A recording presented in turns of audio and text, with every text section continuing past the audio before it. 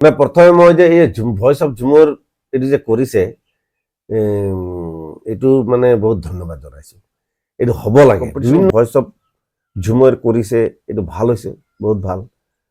আৰু হওক, ল'ৰা ছোৱালীয়ে আগবাঢ়ি আহক, গাঁও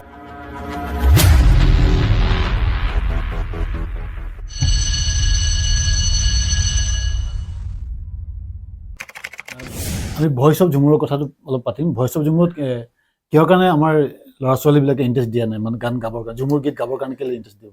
নহয় নহয়, ভয়েস অফ ঝুমৰ বুলি কৈ দিছে না। What is voice? ঝুমৰ কি বস্তু এইটো নাজানে।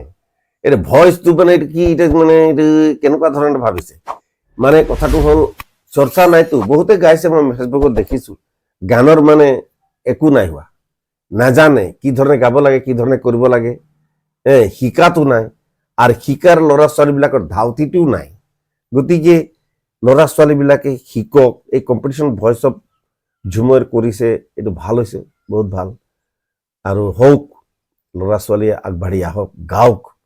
মই কৈছো নহয়, কলাকৃষ্টি সংস্কৃতি যদি জাতিৰ নাথাকে, আমি উদং হৈ যাম, নহয় জানো? তো গতিকে এই ভাল সুন্দৰ ভইচ কণ্ঠ ওলাওক ঝুমৰ গীতৰ মাজৰ পৰা, এইটো আমি আশা কৰিছো। কিন্তু যিসকল ল'ৰা ছোৱালীয়ে গাইছে, সেইসকলে অকল চিন্তা চৰ্চা কৰি শিকি বুজি তাৰপিছতে গাব বুলি মই কৈছো। তেখেতসকলৰ কাৰণে আমি পৰৱৰ্তী সময়ত, এতিয়া যিহেতু আপোনালোকে নিৰ্বাচন কৰি দিব, যিকেইটা ঝুমুৰ গাব পাৰিব, তেনেধৰণে নিৰ্বাচন কৰাৰ পিছত তেখেতসকলক আমি কৰ্মশালা এটা ব্যৱস্থা কৰিছো। নিশ্চয় আপুনিও থাকিব আমাৰ, আৰু দুই চাৰিজন থাকিব। গতিকে তেখেতসকলক আমি শিকাই লৈ আগবঢ়াই লৈ যাব পাৰিম বুলি ভাবিছো। নিশ্চয় নিশ্চয়, তেনেকুৱা কৰি ভাল হ'ব।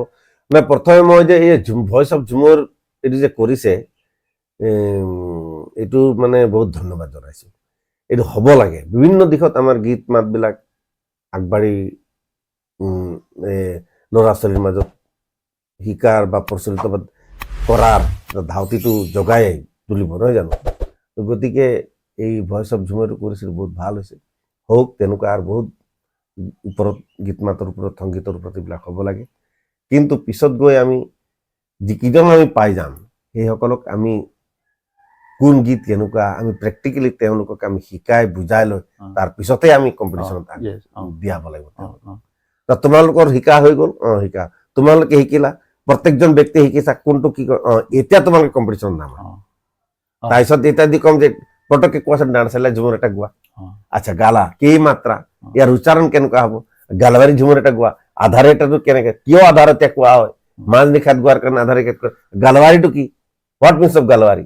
এটা বিহাৰ ঝাৰখণ্ডত এটা গালৱাৰ বুলি এটা জাতি আছিলে, আৰু তেওঁলোকে যিটো ৰাজ্যত আছিলে, তেওঁলোকক গালৱাৰ জাতি বুলি কৈছিলে।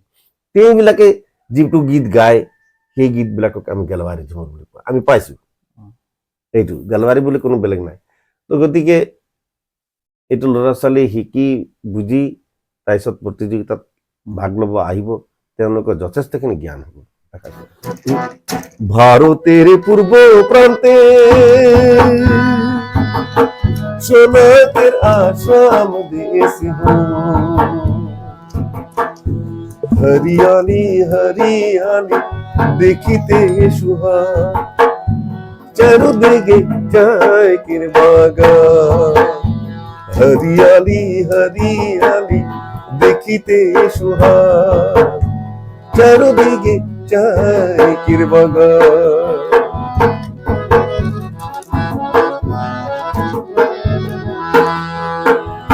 নানা জাতি উপজাতি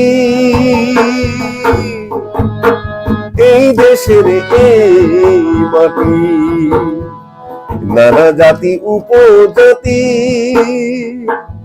এই দেশের এই মাটি। রোদ বরখনে আমরা করি বাগান কাম, চা গাছে আছে আমাদের প্রাণ।